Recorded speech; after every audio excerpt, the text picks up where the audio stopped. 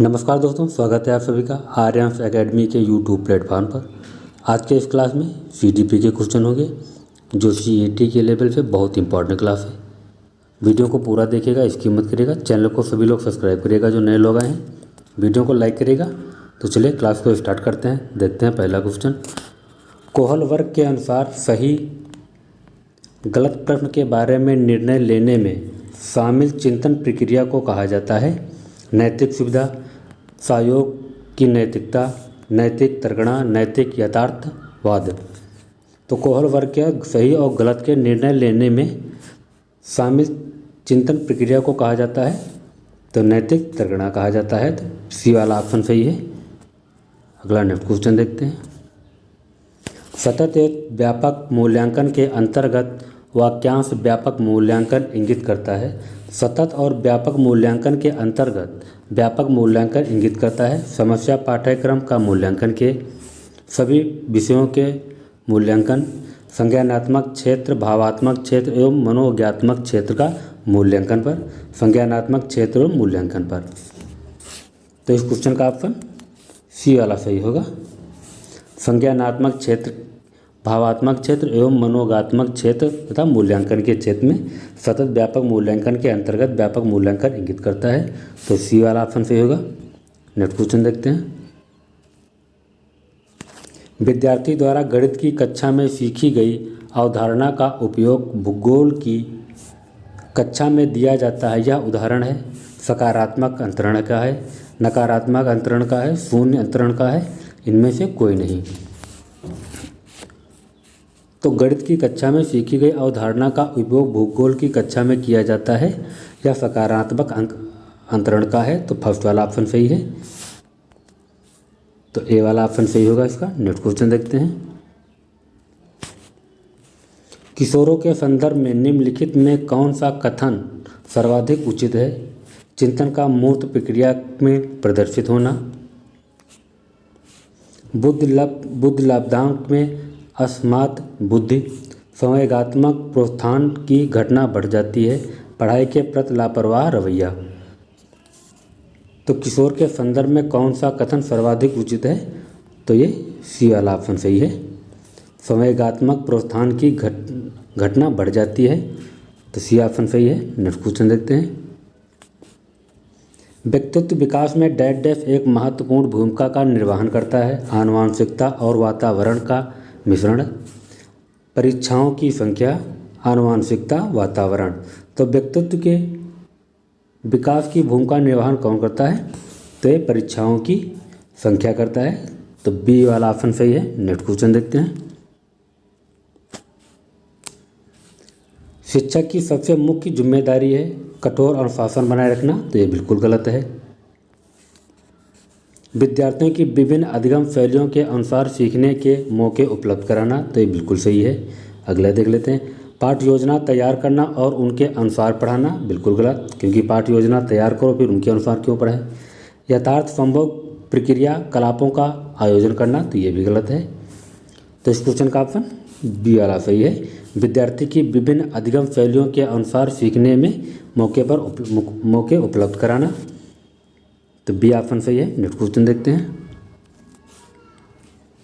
विचार न केवल भाषा को निर्धारित करते हैं बल्कि उन्हें आगे भी बढ़ाते हैं। यह विचार डैश द्वारा दिया गया है। वाइगोस्की के द्वारा, पावलोव के द्वारा, जीन पियाजे के, कोहल वर्ग के। तो ये विचार न केवल मुख्य भाषा को निर्धारित करता है बल्कि उनके आगे भी बढ़ाते हैं। यह विचार किसने? तो ये जीन पियाजे के द्वारा दिया गया है। तो सी वाला ऑप्शन सही है। नेक्स्ट क्वेश्चन देखते हैं। कक्षा में प्रभावी अनुशासन बनाए रखने के लिए शिक्षक को चाहिए कि वह विद्यार्थी जो करना चाहे उसे करने दें। तो ये बिल्कुल गलत है। विद्यार्थी से कड़ाई से व्यवहार करें। तो ये बिल्कुल गलत है। विद्यार्थियों को कुछ समस्या हल करने के लिए दें। तो ये बिल्कुल सही है कि विद्यार्थियों को कुछ समस्या हल करने के लिए दें, तभी ए, बी और सी। तो ये बिल्कुल गलत है। तो इस क्वेश्चन का ऑप्शन सी वाला सही होगा। विद्यार्थियों को कुछ समस्या हल करने के लिए दें। कक्षा में प्रभावी अनुशासन इसीलिए बनाया जा सकता है। तो सी ऑप्शन सही होगा। नेक्स्ट क्वेश्चन देखते हैं। सामान्य विद्यार्थियों के साथ यदि आपको एक नेत्र बाधित विद्यार्थी को पढ़ाने का अवसर प्राप्त हो तब आप उसे कक्षा में किस प्रकार का व्यवहार करेंगे। तो पूछा गया एक नेत्र बाधित विद्यार्थी है और उसको पढ़ाने के लिए कहा जाए तो आप कक्षा में उसके किस प्रकार का व्यवहार करेंगे, उस पर अतिरिक्त ध्यान नहीं देंगे, तो ये बिल्कुल गलत है। क्योंकि क्यों नहीं देंगे, कक्षा में उसके साथ सहानुभूत व्यवहार करेंगे, ये भी गलत है। आप सोचेंगे कि अंधापन उसकी नियत ही थी और कुछ ही नहीं कर सका, तो ये भी गलत है।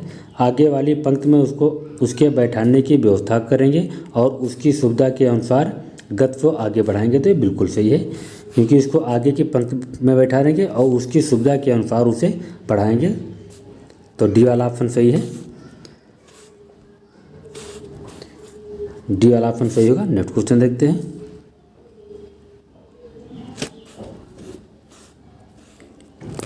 विकास पर आनुवंशिकता के प्रभाव की सीमा का सबसे अच्छा वर्णन निम्नलिखित में किसके द्वारा होता है। आनुवंशिकता निर्धारण करती है कि कोई जितना विकसित होगा।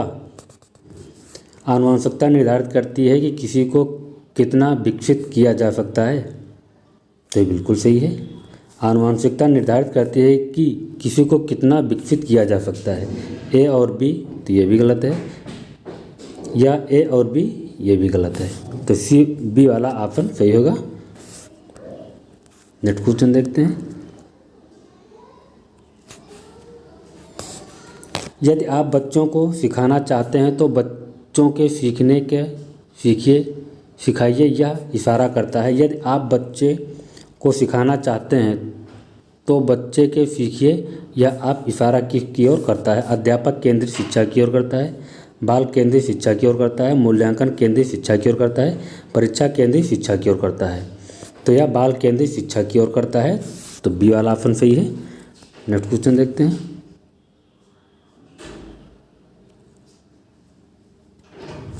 उच्च प्राथमिक स्तर पर शैक्षिक एवं करियर निर्देशन की आवश्यकता है। शैक्षिक करियर एवं वैयक्तिक निर्देशन की आवश्यकता है, तो बिल्कुल सही है।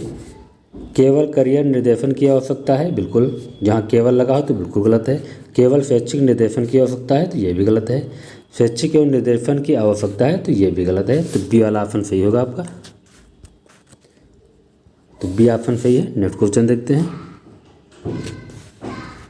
बच्चों में नैतिक मूल्यांकन को विकसित करने का सर्वाधिक उचित तरीका है। प्रातःकालीन सभा में बच्चों को नैतिक उपदेश देना चाहिए, तो प्रातःकाल बिल्कुल गलत है। विद्यार्थियों के सामने एक परिस्थिति रखना और उस पर निर्णय लेने के लिए कहना, तो बिल्कुल गलत है। शिक्षकों एवं बड़ों द्वारा नैतिक मूल्यांकन को प्रदर्शित करता है। विद्यार्थियों को नैतिक और अनैतिक के बीच अंतर करना सिखाता है। तो इस 13 नंबर क्वेश्चन का ऑप्शन सी वाला सही है। शिक्षकों एवं बड़ों द्वारा नैतिक मूल्यांकन को प्रदर्शित करता है। नेक्स्ट क्वेश्चन देखते हैं। कक्षा में 5 शारीरिक विकलांग बच्चे खेल के कालांश में बैठे हैं। पूछा है कि कक्षा में 5 बच्चे हैं और शारीरिक विकलांग हैं और खेल के कालांश में बैठे हैं, तो उन्हें एक कोने में बैठाना चाहिए ताकि वह खेल का आनंद ले सके, तो ये बिल्कुल गलत है। अन्य बच्चों के साथ उचित खेलों में हिस्सा लेने के लिए प्रोत्साहित करना चाहिए, बिल्कुल सही है कि जब अन्य बच्चे बैठे होंगे तो उन्हें तभी तो प्रोत्साहन के लिए कहेंगे। केवल आंतरिक खेलों हिस्सा लेने की अनुमति देनी चाहिए, तो जहाँ केवल लगा हो तो बिल्कुल गलत। कक्षा में सभी विद्यार्थियों के साथ खेलने के लिए जोर डालना चाहिए, तो बिल्कुल गलत है, क्योंकि सभी के साथ जोर नहीं डाला जा सकता क्योंकि वो विकलांग हैं। नेक्स्ट क्वेश्चन देखते हैं। तो इस क्वेश्चन का ऑप्शन बी वाला सही होगा।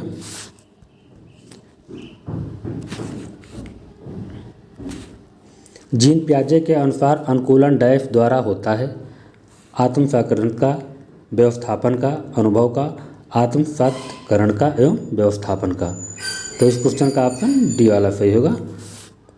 नेक्स्ट क्वेश्चन देखते हैं। सृजनवाद में बच्चे सीखने की प्रक्रिया रूप में प्रतिभाग करते हैं। शिक्षक केंद्रित होते हैं, शिक्षा बाल केंद्रित होती हैं, शिक्षा व्यवहारवादी होती हैं। तो इस क्वेश्चन का ऑप्शन सी वाला सही होगा। शिक्षक बाल केंद्रित होती हैं।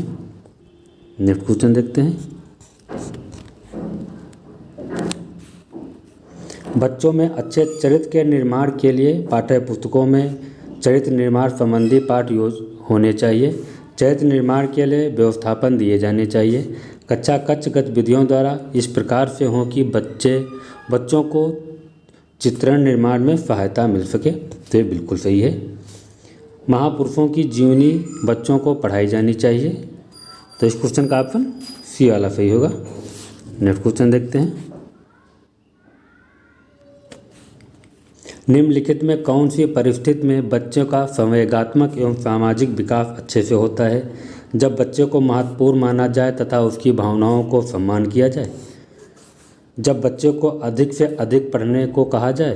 तो ये बिल्कुल सही है।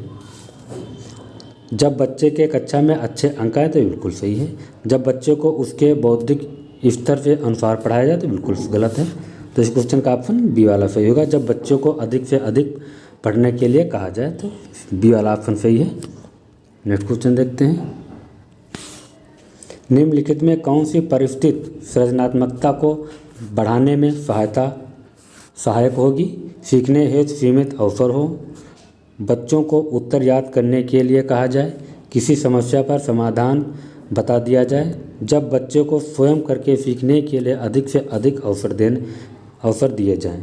तो इस क्वेश्चन का ऑप्शन डी वाला सही होगा। बच्चों को स्वयं के अधिक से अधिक अवसर दिए जाएं, तभी वो परिस्थितियों में सृजनात्मकता को बढ़ाने में सहायक होगी।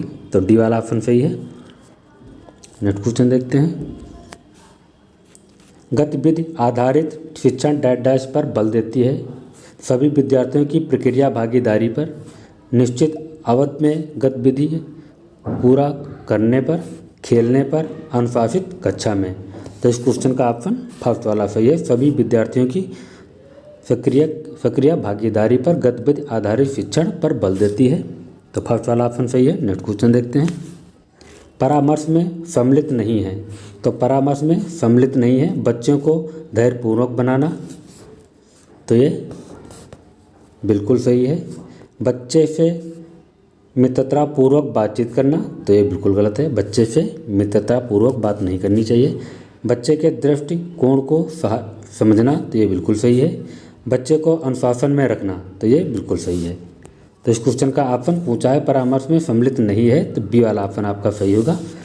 नेक्स्ट क्वेश्चन देखते हैं।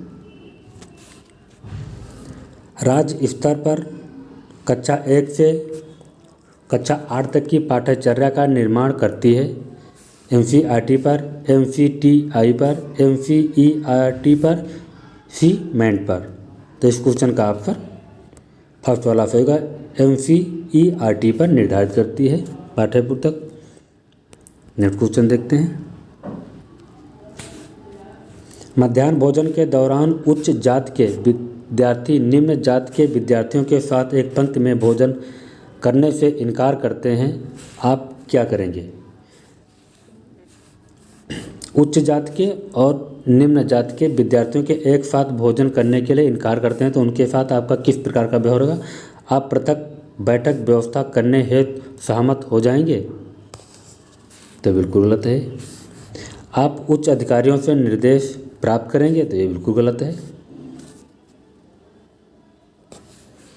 आप विद्यार्थियों को एक साथ बैठकर भोजन करने के लिए सहमत करेंगे? तो ये बिल्कुल सही है, क्योंकि वहाँ पर ना उच्च जात का ना निम्न जात के पंक्ति में भोजन कराने से इनकार नहीं कर सकते हैं।